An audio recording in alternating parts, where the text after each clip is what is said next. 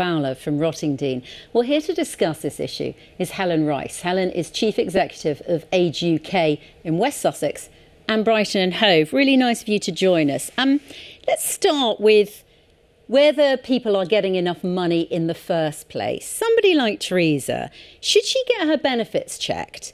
Because I understand a lot of people might be missing out on what they're due.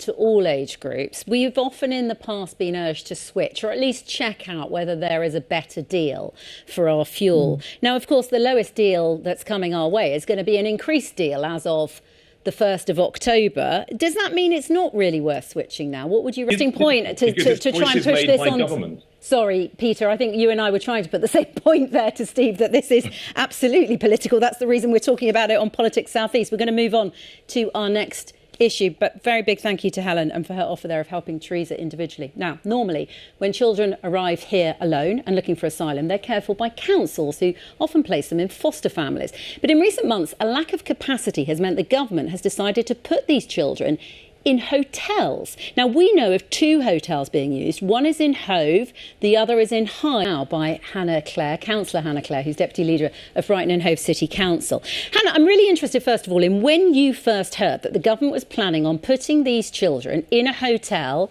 in your city. Was it before County Council? When you say they chose not to support them, they have done more than any other local authority in the country, haven't they? And they were literally over their safe limits. Hold that thought. I want to come back to you in just a moment, Hannah, but I want to bring Peter in here. Peter, the hotels in your constituency. Now, we've approached all sorts of organisations who are worried but haven't themselves set foot inside, haven't been able to. My understanding is that you're one of the few people who's actually been in the hotel. What can you tell us? Sit tight, Steve. I think what Peter's just raised is a really interesting point. The Children's Act tells us that where there is a vulnerable child without a parent, a local authority, where that child is located, needs to take care of them. I have to ask you, isn't there an argument that they're in your patch now, that Brighton and Hove, if you are not happy with the situation they're in, and I can see Peter shaking his head out of the corner of my eye, but if you're not happy, don't you need to become the responsible parent for these children? It's so hard sometimes on Zoom. I do apologise for talking over you. Let me go back to Steve for a moment here.